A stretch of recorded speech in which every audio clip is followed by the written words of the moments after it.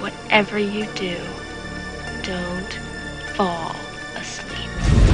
Nightmare on Elm Street is a bona fide classic in the same pantheon as The Exorcist, Psycho, and Night of the Living Dead. Freddy certainly was a star, kind of the father figure who takes delight in killing innocents and delights in evil. He became a character in American horror, the equal of Frankenstein and Dracula. Just seemed like ancient tragedy in a way, so it felt very classical. It was about the story, and it was a really, really good story. This is a smart, interesting little movie. It deals with reality and fantasy blending. It was one of my very first jobs at all. I didn't really know what I was getting myself into. The scene in the bedroom where the girl is going up the wall. Nobody's ever really done that kind of thing before. No apologies, nothing politically correct about it. Pushing the envelope, Wes Craven, come on down.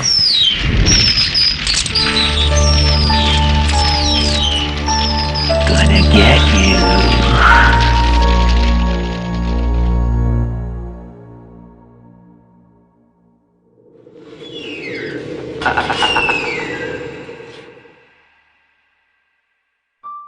When I try to think of where becoming a horror film director came from, I can only speculate. First of all, I never thought of making movies until I was almost 30.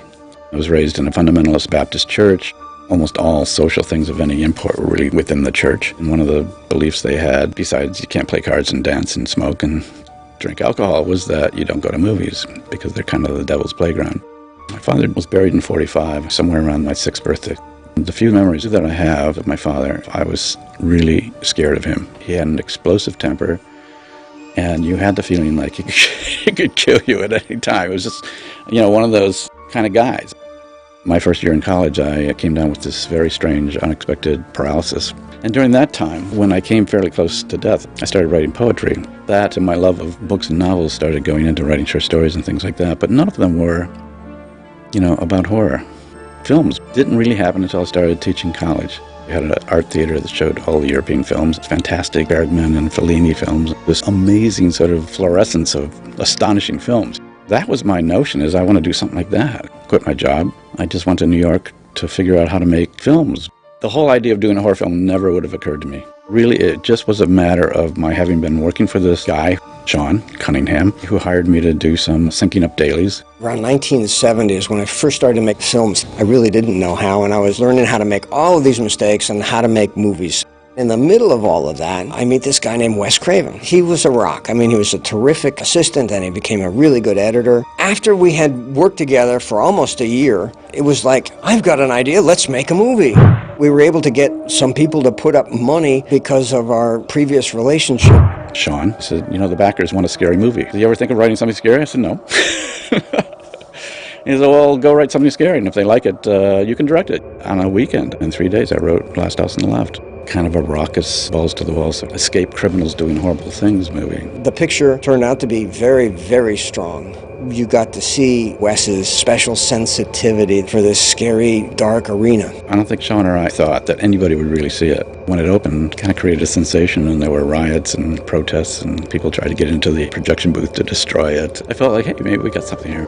After Last House was released, Wes felt that he had his sample reel and had a kind of a hit movie. Actually, after Last House, I didn't make another film for, I think, almost 5 years because I was trying to do other kinds of films. And then at a certain point, my friend said, I can get you money to make a scary movie, write something else scary. That became Hills Have Eyes. The Hills Have Eyes, another sort of strange, stark, semi-horror thing which he was able to get done. And at the same time, Wes had moved to California, was trying to make his career here and got to do a couple of movies. Wes became a successful director, but he's still haunted by this idea of going back and trying to do this special movie.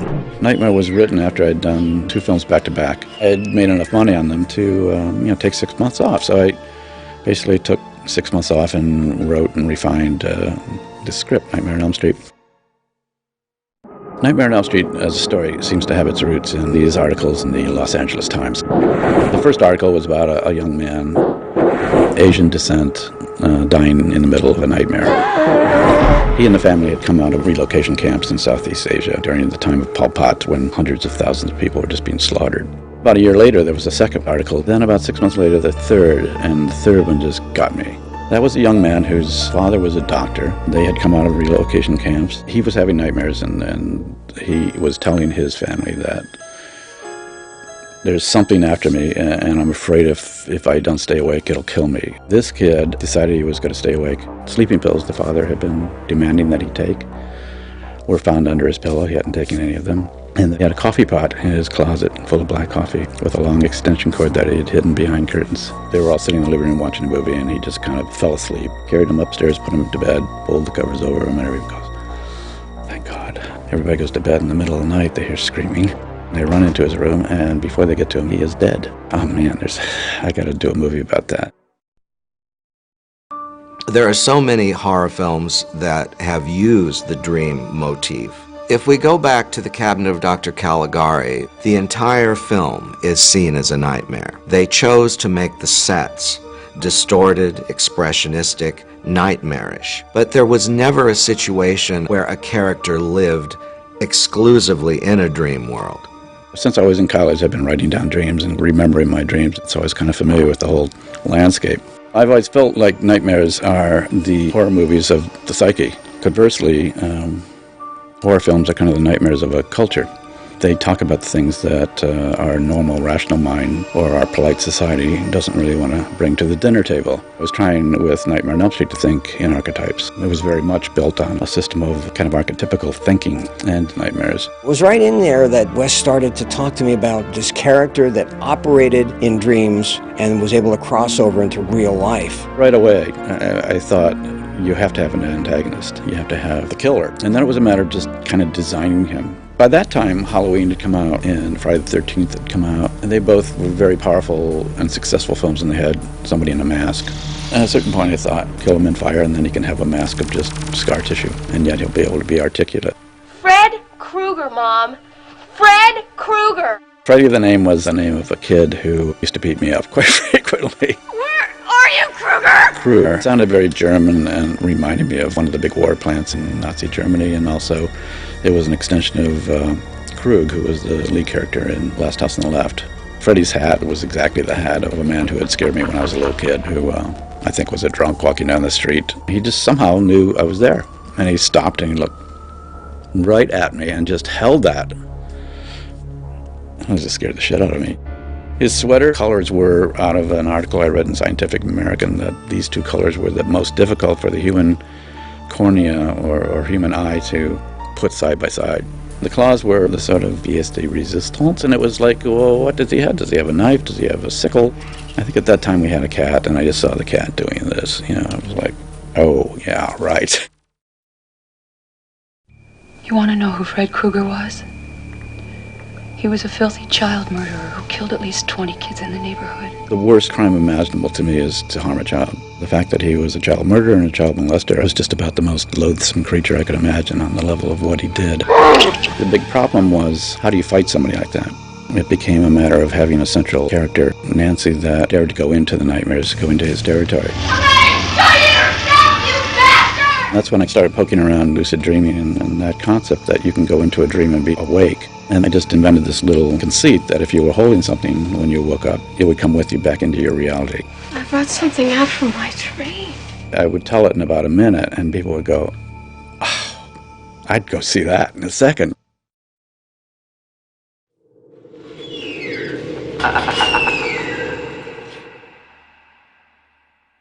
In the early 80s, I think Wes had his first draft of the script, and the agent had shopped it around. Most people just said, I don't know if it'll work. I just don't you have anything else? The only person that believed in it was Bob Shea. Bob was running New Line Pictures, which I think at the time was a 16mm distribution company. At that time, Bob Shea and New Line Cinema were a tiny little, almost a storefront in lower Manhattan. That wasn't who I wanted to, make the movie for 10 cents, so it went around to Hollywood too, but nobody got it except Bob. I said I thought that sounded fantastic because it had an element that I'm always looking for, which is something that all audiences can relate to, and everybody, of course, could relate to scary dreams and nightmares. Bob absolutely believed that Wes was onto something, and he wanted a shot at the big time. The bad news is Bob didn't have any money.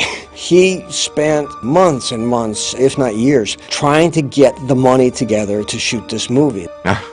with great pain and suffering, I will tell you that. As much the pain and suffering you go through making a film is nowhere near the pain and suffering you go through financing it. In this case, I had to raise all the money outside. He raised the money basically, I'm sure, from his own money, and I'm sure from friends and family, and then he was looking for the major investor. Smart Egg was going to advance him $1 million for the picture. A week later he called me and said they dropped out. Just about 2 weeks before we started shooting, he basically said, you guys should all just go home and I'll call you if I find money.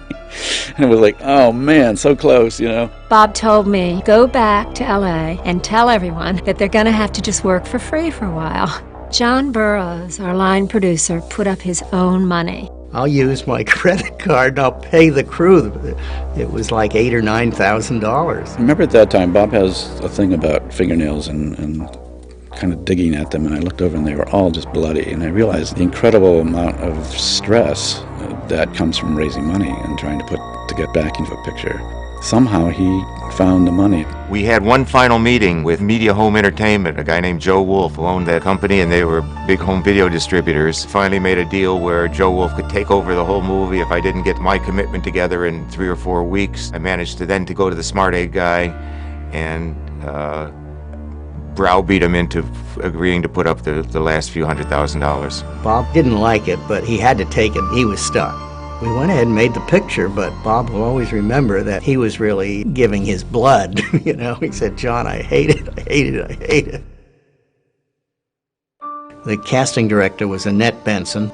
She started bringing in people for Wes to talk to. You know, you make a lot of decisions when you start off on a film in casting that you're going to be married to, and if you make one wrong decision, it can just kill the film. Nancy was played by this young woman who walked into the casting office, Heather Langenkamp. There was just nothing pretentious about her, but she was smart. She had an open face. She had a strong face. I remember the interview really well because it was the scene where I'm describing how my dream had this guy in it with fingernails, and I remember, you know, making that sound. Nancy. I remember looking at Wes, and I could tell he really liked it. He knew immediately that Heather was the right look, because he wanted a young girl who was smart looking, obviously pretty, vulnerable, but clearly had a good head on her shoulders. I'm into survival. The character that I love the most and have identified with the most is Nancy Thompson. She had a great sense that she could solve problems without anybody's help at all. I try to be like her, actually. Nancy definitely was this good girl, and her best friend, Tina, you get the feeling like she just isn't going to make it. When Wes cast me as Tina, I just completed my acting program. My agents at the time called and said, you have an audition for this horror film. The thought behind it was that I'd be the sort of Janet Leigh character, and in the first couple scenes of the film you would think that I was going to be the heroine. That was obviously his lead. It was going to be his heroine. You found out a lot about her, and then you killed her. The device shown just to make it clear that I'm not going to be the heroine. Obviously when I die, that's a clear indicator. Rob was played by Nick Corey. Guys can have nightmares too, you know. He was a very interesting actor. He had a lot of soul, I thought, and a lot of empathy. I probably could have saved if I'd have moved sooner. He felt like he could play a character who wasn't a bad guy, but he hadn't had the breaks that everybody else had had. Johnny Depp had never acted, and Wes liked him and liked his look. Hi, how you doing? It came down to 3 guys. Johnny Depp was one, and there was just a name. I said, well, I'm thinking of this guy, which is not Johnny. And my daughter and her friend said, Dad, Johnny Depp. Oh, he's sexy. He's so sexy. He's a dreamboat. Sexy and hot and good looking. His was a little bit more of a goody two-shoes character than I'm sure he was in real life. You know, he played such a pure as the driven snow kind of guy. Why would anybody want to kill me? Johnny had never been, to my knowledge, in front of a camera before. I won't screw up. He was just terrified that he wasn't doing a good job. Woo! You know, after we were shooting a while, I said, Johnny, you're doing great. One of the conditions when we got the rest of our money was that we needed to have a name, at least a name or two, so that we could sell the picture foreign. We were so excited by the fact that John Saxon was willing to do it. John Saxon came on board, and he was quite a name at that time. He was a very well-known actor, and he had been part of the Hollywood studio system before it was disbanded in the 60s. He was a heartthrob when I was growing up in Caldwell, Idaho. He was the kind of actor that girls sent away for the 8x10 glossy. How you doing, baby? He played my dad perfectly, and I felt very secure at all times when I was around him and acting with him. Ronnie Blakely played Nancy's mother. Are you okay? She had been in Nashville, the Robert Altman film. Fred Krueger can't come after you, Nancy. He's dead. Ronnie Blakely, she had an incredible life. She'd hung out with Bob Dylan, and she had been nominated for an Academy Award. When I met Wes Craven, I was somewhat surprised to see that he was such an elegant, soft-spoken man. It was a thrill to work with him, and he couldn't have been nicer. Are you okay? I'm okay. I felt very close and friendly with Heather and admired her a great deal, so we hit it off very well. We actually did spend a day or two together before the shoot, where we went out and shopped for prom dresses at the Galleria, pretending that she was my mom at the mall. I loved this scene in the kitchen where she's treating me like I am crazy. She slaps me. Ronnie really slapped me. We both were very buried in that scene. The casting of Freddie was a really big deal. I mean, it would rise and fall on Freddie. My first thought was that because of the physicality of the role, I should go with somebody who was like a stuntman. It was very quickly apparent that they were not in connection with that part of their psyche at all. And then in comes Robert Englund. I think I'd done maybe 12 movies before I did Nightmare on Elm Street, but what happened to me was I finally stepped into television. I did this miniseries called V, which was sort of breakout for me. That was sort of my first taste of celebrity. In my hiatus from that, that's when I auditioned for Nightmare on Elm Street. My buddy smoked, and he'd ridden over with me, and I'd used some ash from the ashtray in my car, which is an old makeup theater trick, and put a little bit of circles under my eyes. It looks very, very real. You can fool people with it. I just sat there and stared back at Wes. Wes came out of the meeting and Robert had left, and he told me, he said, you know, he said, this man can do this. He was just full of piss and vinegar, and he just loved the role. He said, I just can't wait to sink my teeth into this.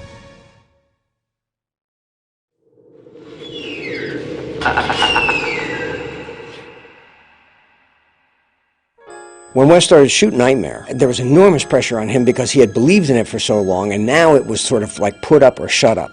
And he was working with an insufficient budget and a very short shooting schedule, trying to figure out how to do it. I think we had something like 32 days. It was tight. It was very, very tight.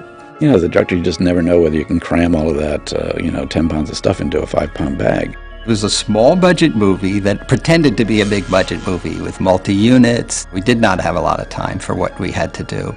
But we found very talented people who were willing to work for the money we had, and were able to take a few $1,000s and turn it into a bed spurting blood or something like that. Cinematographer was Jacques Haken, an absolute perfectionist. He wore an eye patch when he was shooting, and when we asked him why he did that, he said, because I don't want to close my eye, but I don't want any distraction, so the eye that was not to the lens had an eye patch. He was one of these cameramen that in the screening room when we ran the dailies, he'd run up to the screen from his seat. Oh my God, look at the lighting over here in this corner. But his work was good. His work was beautiful. Wes had dreamt up all kinds of weird things, and he would get together with Haken. He and Wes were working very tightly together to get what they wanted. We do plan shots. There's a lot of storyboarding involved, and it's very premeditated. But you still have to leave room open for free thinking. You see a hand and your eye is drawn to it. There's your close-up of the glove. And watch Robert Englund, sort of flip out in that makeup and go, where's the heat? And make sure we get that on the film. The shooting was done at Desilu Studios, what used to be the old Desilu that some independent equipment house had purchased. We rented the space, and we actually built the whole house on the stage, first and second floor. Then we shot in West Hollywood. There's a wonderful little street called Genesee that when you pull onto it, it's like you're in the Midwest. It just has beautiful overarching trees. So that was our exterior location. It's a very noticeable house. I do remember it really vividly. A lot of the scenes at that front door and the rose bushes and the trellis, I do hope those people forgave us for anything that we broke. The neighborhood was very upset at us. There weren't too many films going around on the streets in those days. Then they became interested in the picture when they saw us shooting at night and when Freddie was out walking around. Oh, look at him, there he is, there he is. I told you, what a gruesome. And so we were starting to get crowds coming around. And then we shot in Venice, California, some of the back alley stuff. I've often thought, I wonder what all those neighbors thought in the middle of the night, because I was screaming at the top of my lungs running down this alley. The boiler room was a power plant of the Lincoln Heights jail. We went down and looked at the basement, and it was just perfect. We looked at a lot of boiler rooms. Most of them were very clean and kind of, contemporary, and I wanted something very dungeon-like. And this one just fit the bill. It was just creepy. I mean, it was clearly a place filled with so much anguished emotion. God only knows what happened in there. All the pipes had been wrapped in this insulation, and it was all broken open, and this stuff was falling out. A year later, we discovered that the place had been closed down because it was just full of asbestos, and I realized we were all in there sucking up asbestos for like a week. It's guerrilla filmmaking. One had to really be prepared and stay immersed in what you were doing because the whole movie is special effects. I just kind of assumed that that's the way movies were made in Hollywood, Only lately when I see like how the A-list stars are treated, and I'm like, wow, that was really low budget, wasn't it? But I had nothing to compare it to, so I was perfectly happy. We laughed a lot on the set. In a horror movie, there's so many ludicrous things going on with the stage blood and the makeup and the melodramatic style of acting sometimes that you really have to embrace because everything around you is larger than life. But you kind of got to giggle, and Wes certainly knows that and encourages a little bit of that so then you can get down to business.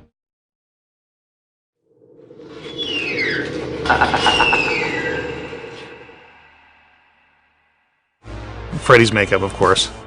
Wes Craven, he gave me the original script and basically gave me a little description of what he thought Freddie should look like. I did 5 different sculptures of what I thought Freddie should look like based on burn makeups. I did a lot of research. Wes kind of mixed and matched different things on each sculpture, and then we came up with a final look. When I first showed Robert, he was just excited. It was going to be a lot of fun to play this character. I thought, the makeup is so extensive that I need some humanity, and my eyes, my darting little beady eyes, will be the humanity. It took 3 hours. I think it was about 11 different pieces we had to glue down, because I had under pieces that glued down that showed the muscle, and then over that I put melted flesh kind of pieces, and I wanted it to move independently so you'd see his muscles moving underneath. When he first got into it, it was almost like he was afraid to move around, like it was going to fall off or something. And he goes, this is amazing, it all holds together and it moves, and he started moving his mouth around and moving his eyebrows, and he was just all excited after that. I remember the first time I saw Robert Englund wearing his Freddie makeup. It was so strange. I did not know what special effects makeup could do to a person. It was just so gruesome and so like shiny and oozy. He couldn't get out of it once he was in it. So, for example, if we ate lunch, there Freddie would be having lunch, which isn't exactly what you want to see across the lunch table. It got very difficult for Robert towards the end because his face was nearly raw from all the makeup. It got to the point where at the end of the day, he wouldn't even wait for me to come and take it off carefully with solvents and things. He would just rip the whole mask off. This is God. The famous glove, Freddy Krueger's glove. The original description in the script was fairly loose. Wes had a vision sort of in his mind of what it could do, but not how it was. He made the suggestion that it needs to be something that the guy could make himself with the things that you find in a boiler room. I did a sketch, a side view sketch of what the whole thing would look like, just to work out the geometry, how's this thing going to move, where the rivets need to be, how does it attach to the glove. And then I handed the work off to Lou Carlucci and Charlie Bellardinelli, who were 2 of my guys, to actually build the glove itself. We wanted to use a commercially available knife. This little Echo steak knife was the most brutal looking thing. Reground, remounted on the glove to make those long talons. I remember the first time Robert tried the glove on. First thing he did was cut himself, like everybody did, because we didn't realize that if you folded your fingers all the way, the knives went into your wrist. But then he sort of looked at Wes and got that smile on his face and went, that became his look with the glove. gonna get you. I really began to play with it. You know, and that would be what happened to me. I remember playing around in craft service and goofing in craft service with it, you know, putting different, you know, jujubes and marshmallows and putting jelly on it, making it look like guts and stuff like that. That's when I really got comfortable with it and really began to really get it into the frame. It's got to be the scariest looking thing. It just looks so homemade. It looked like something that some psychopath would have made. They had several different ones. They had sharp ones and plastic ones and non-sharp ones. And whenever Freddy would grab me, I'd say, this is the not sharp one, right? You know? And often they would forgotten to switch him out. He's like, oh no, this is the sharp one. Yeah, it caused a lot of nightmares. It was very strange to see Robert interact with people. He went from being this nice guy and real talkative and everything, and then all of a sudden you'd hear action. You just see this whole dark cloud come over. Hey, marker. Once he put it all on, he sort of got into the character. He enjoyed playing that part. He relished it. Tina, watch this. I could tell that there was a really strong actor playing the role. There was something there that was going to be a real-life breathing character. Robert Englund was a classically trained actor at the Royal Academy. He really brought this character to life as if he was playing a Shakespearean role. He would practice movements that would be extremely dramatic. There's so much drama to every single line that he delivered. What I took was Klaus Kinski.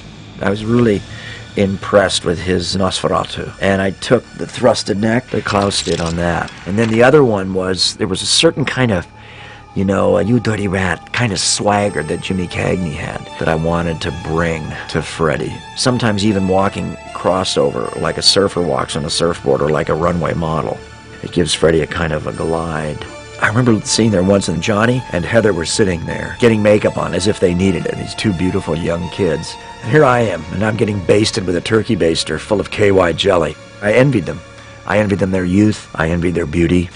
A light bulb went off. I could use this as Freddy. It was a shorthand for me to get angry. I'm gonna split you in two. This was a guy that knows what's in your underwear drawer.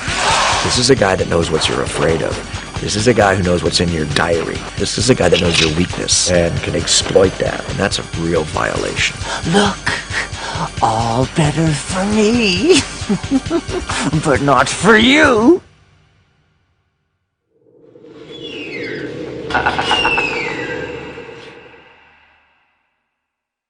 Wes Craven had a tremendous mind for effects. He was so good. I could sit there and he'd tell me what he's going to do, and I'd say, well, we can't shoot that, Wes. We can't. Jim Doyle was our effects man. When Wes would talk to him, he'd understand. Nightmare was a low budget movie for what they were attempting to do especially. I think we had 80 effect shots in a 90-minute film. Wes, being an experienced low-budget director at that point, was able to use the budget to his advantage. My feeling about special effects were twofold. One, I wasn't terribly expert in it.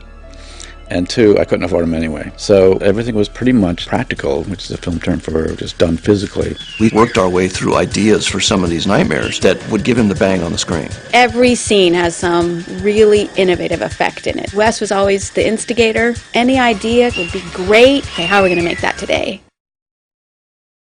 The very first one was in the alleyway when Freddy's arms stretch across the alley. The idea seemed so simple, and yet the effect was so bizarre. It was just something that you weren't expecting at all. Oh, the alley scene, yes, that was very high-tech. His arms stretching out were literally a guy on two garage roofs, one on each side of the alley, with a fish pole. They were air-assisted to be able to extend, and then they were just marionetted from two guys with fishing pole rigs, one in each garage on each side. That's as complicated as that had to be. Freddy's face getting pulled off, that was a puppet. I had to build a whole puppet of Robert, head and torso. I had to put his face on, but I couldn't glue it down because it had to smear off like really easy. So I just used KY jelly and just loaded it in there on the skull face. I think it was one take, just... Much of that stuff was just very, very, very simply done. Simple one was he wanted to have a figure pressing against the wall then showing the whole figure of the man. I said, how are we going to shoot that? That scene, they literally, I remember at 8 in the morning, they're like, how are we going to do this? And Jim Doyle's like, well, I really think we should just go out and buy this new material. It's called spandex. Yeah, the rubber wall that everybody thinks is rubber. I went off down the fabric store and got spandex. So then we just made a panel of it, stuck it over the bed, and pushed on it a couple times, and it was like, this might work. That would be me. That would be my face, is Freddy in that particular shot. Nancy stirs. I think that's my hero shot. Freddy's got to go back. We didn't know what it would look like. I just said, just press your face against it and press your hand out. And we'll see how it looks. And we looked at it like, whoa, that's really terrific. But, you know, it cost 10 cents.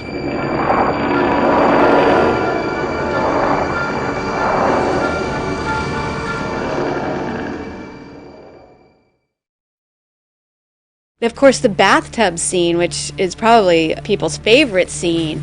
Just that idea of the claw coming up through the water between my legs while I'm sleeping in the bathtub. How are we going to do this?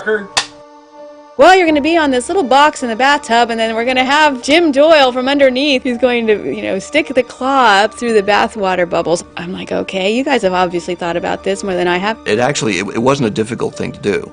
We just cut a hole under the bathtub, cut a hole in the bathtub, sealed a tank below. And action. I just held my breath and just would, duck under the water when Wes said action, and I could hear him because he was right next to the wall, so I could hear him through the wall. And I just took cues from him. Right, too high. And had to be really, really, really careful because that was the sharp glove. And up. I loathe to admit that's not me between Heather's legs in the tub. That's Jim Doyle again, working 24/7. No, get up, Jim. Ready. Okay, Jim, ready? Take your breath. Are you ready? As soon as he's under, I'll start. Yell action, I guess. As soon as you're ready, Jim. Action. Underwater. That was all done at a pool with black plastic sheeting so that you couldn't tell how deep the pool was. It looked like it went forever down there. We all went under that Viz Queen on scuba equipment. We all thought we were going to drown. We all just thought this is the most dangerous thing we've ever done. There's some props that the special effects guys bring onto the set. I think Wes invents these kinds of things to just get me. I have to get over that, and it usually takes me a couple of minutes. I was in the lab one day putting the phone together with the mouth and the mechanical tongue. It was a cable-operated tongue device, so he could make it go up or down, left and right, and pull it in and out. It was just like a simple prop, and all it did was just that. Then when I saw how it worked, and I saw the line that was going to be read, I knew that would become one of the most famous lines from the movie. It just had all the ingredients of being one of those great movie lines. The thing I walked away the most from the entire film was that I felt that it was a film about blood. No!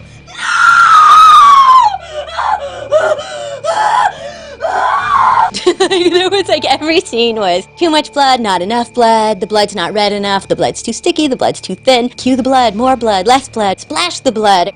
I clearly had read it and interestingly enough not really processed some of the more adventurous things I was going to have to do. One day on the set, a prop guy came up to me and was like, oh, now, just wanted to show you the body bag. And I'm like, all right, I don't know why you're showing me.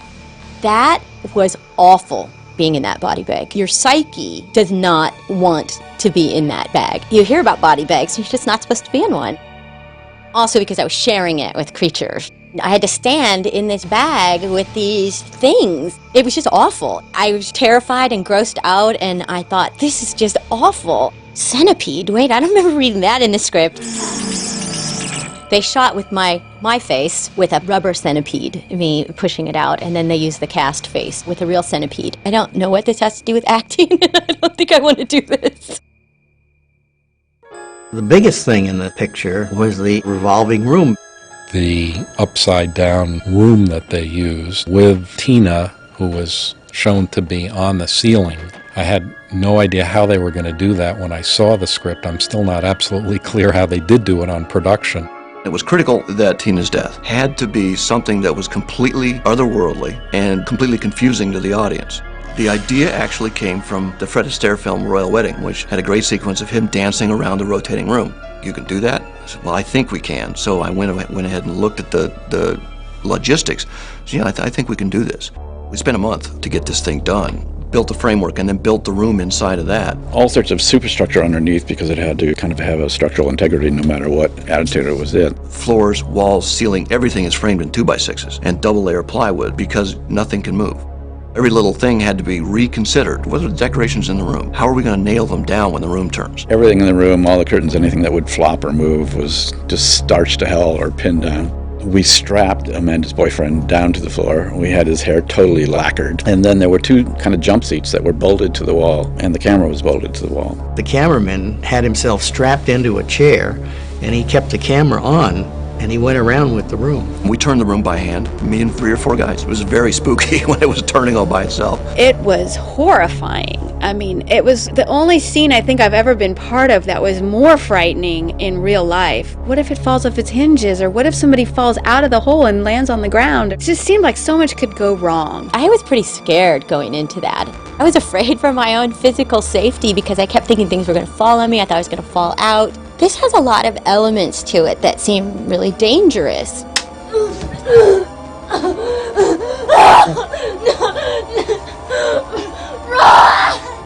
We shot the whole sequence and just dragged Amanda up the wall. It just was the spookiest thing in the world. The only thing was, as soon as anybody walked into the room, they got totally nauseous because it was so disorienting. I look up and there's the bed above me. Completely freak out. I get complete and utter vertigo and I start to feel that I'm falling. Wes's head comes through this hole in the floor and he's like, look, I'm standing on the floor. This is my head. You're on the floor. You're looking right at me. Amanda, this is down, this is up, this is down, this is up, just before the take. And action. No!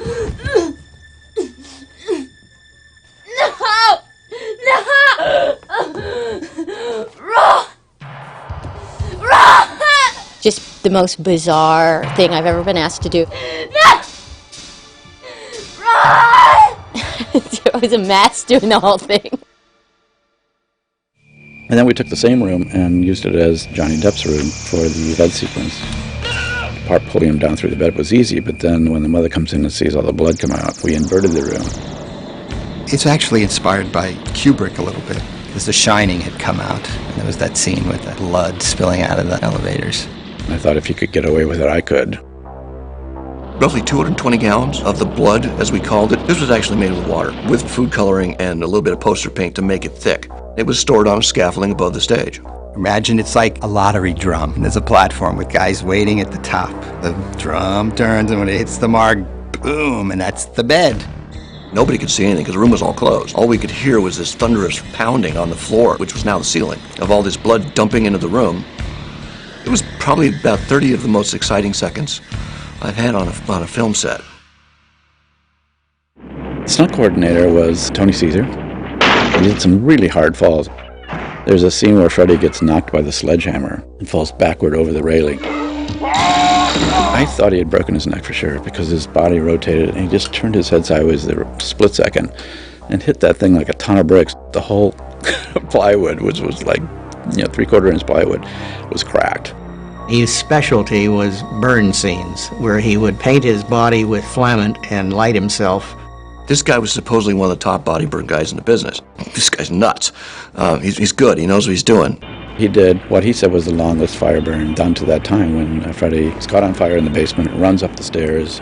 I couldn't believe this guy was actually doing this. It's nuts. We're sitting there with the fire extinguishers. When is he going to stop? He rolls back down the stairs on fire. Nobody'd ever done that before. Gets up, starts back up the stairs. And we're like, okay. Finally, he went down, hot enough, and we put him out. They put him out and he stood up and said, how'd it go? So he was pretty amazing.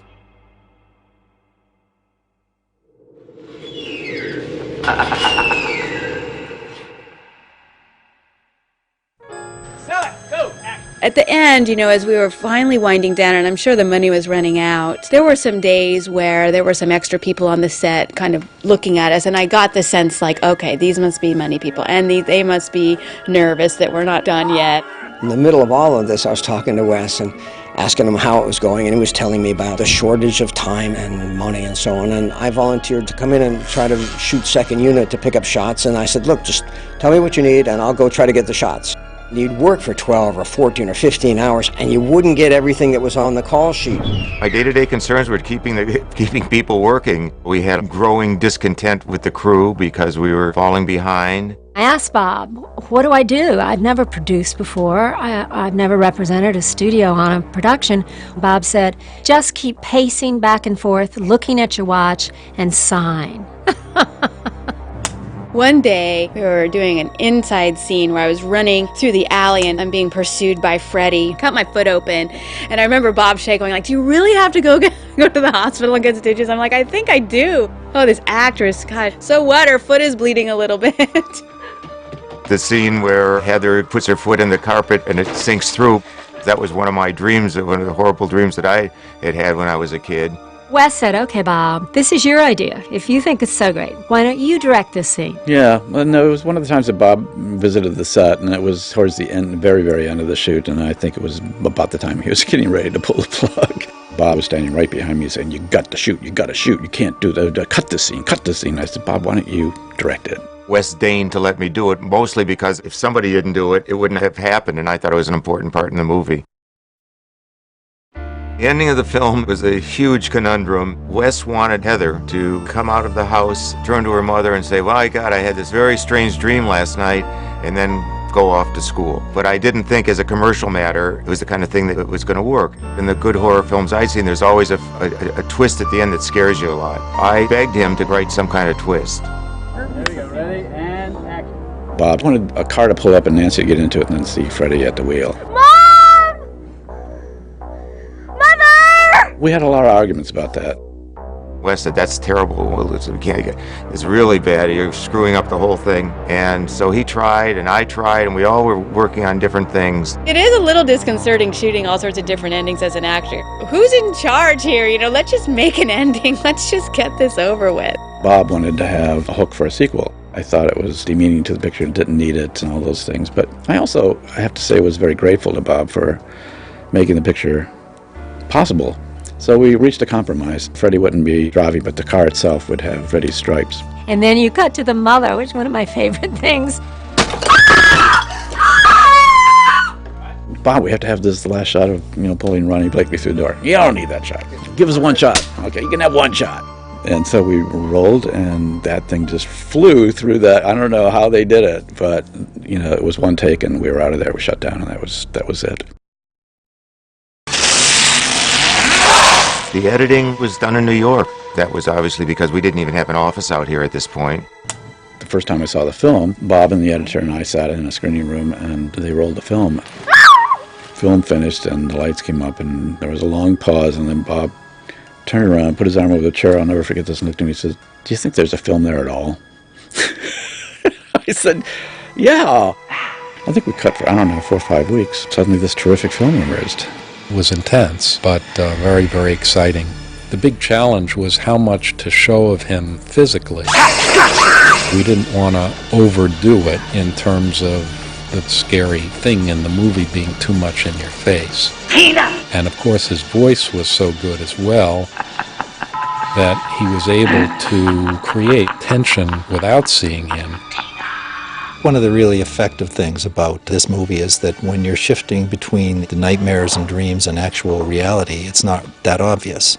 I thought it was great what Wes was doing, because half the time I couldn't tell what was a dream and what was reality, even in the dailies. It fed in beautifully into what we tried to do editorially, which was kind of seamlessly go from reality into dreams.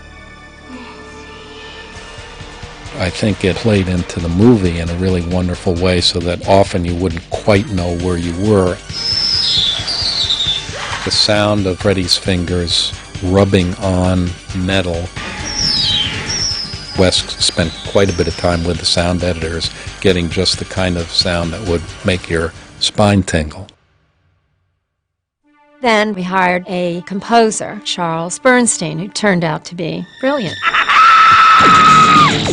This was a very low-budget situation. So our early conversations were kind of about how we were going to do this thing on very little money. I suggested to Wes, maybe I'll do this thing at home, and I'll play all the instruments, and I'll sing all the parts. I think I can do this thing without an orchestra. I want to have a theme to the music that is unmistakable and that we can have reoccurring throughout. And I'd written this little doggerel thing in the film, 1, 2, Freddy's coming for you, 3, 4, better lock your door.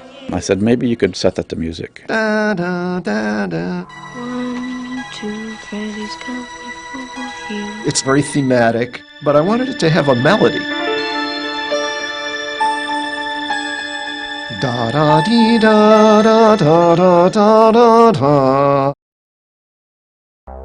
We had to deal with the rating board, which made us cut some things they didn't like. You know, I tend to block bad memories, but I do remember that the whole blood coming out of the bed had to be cut short. And I know that we had to cut short Amanda when she hit the bed. There was a big splash of blood. They made us cut that off very short. It was extremely painful to have to do that. I still, to this day, hate that sort of censorship. I really started getting excited when we took the film to MIFED in Milan, which is a foreign film sales convention. All of the skeptical investors and home video people and all the yada, all of a sudden they would get very quiet when they walked out. Everybody had a sense that this was a film that was really going to work. Everything is together. We've got a release date. Publicity was out and the TV spots and everything had been done. It was a big deal for us. The week before we were supposed to open, the lab we were using wouldn't release the negative because they hadn't been paid. We didn't have the money to pay them. Bob somehow worked out some kind of deal to pay the lab all of their costs. Bob got the movie made because otherwise there would have been no prints on the screen.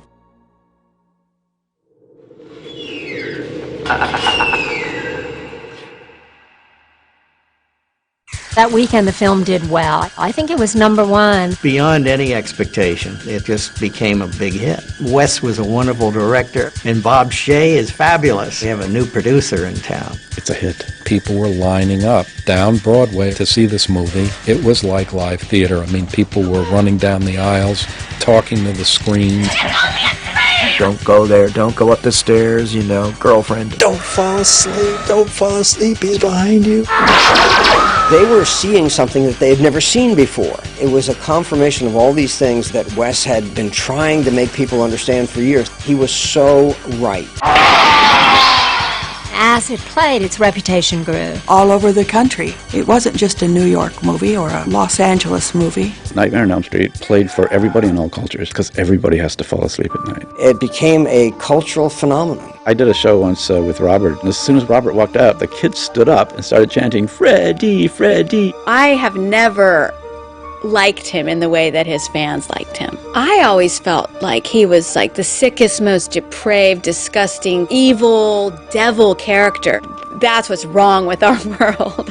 Are the Freddy Kruegers in our world. I was watching television one night, and the President of the United States referred to Freddy Krueger. The truth is that when you take a walk down our opposition's memory lane, it starts to look like Nightmare on Elm Street.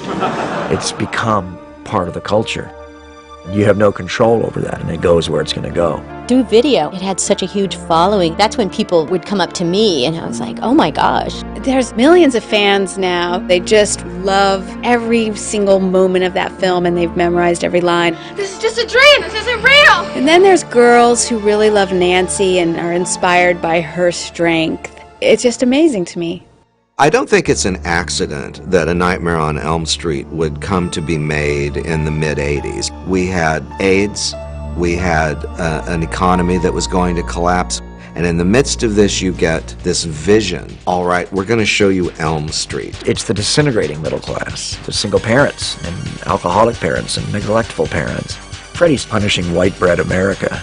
This is a film about people being put in jeopardy by lies. You knew about him all this time? And you've been acting like it was something I made up? Freddy wants to destroy you because you are innocent in your youth and you have your whole life ahead of you. Freddy kind of spits the last minutes of adolescence back in the faces of his victims. You die. Freddy Krueger is in everybody's mind, the boogeyman. You think of Freddy Krueger. I always think Freddy's in the parking lot when I'm walking in my car at night. You know, I hear an elevator and I think Freddy's going to step out of it. I dream of Freddy all the time. It's a terrible thing. It's a terrible thing.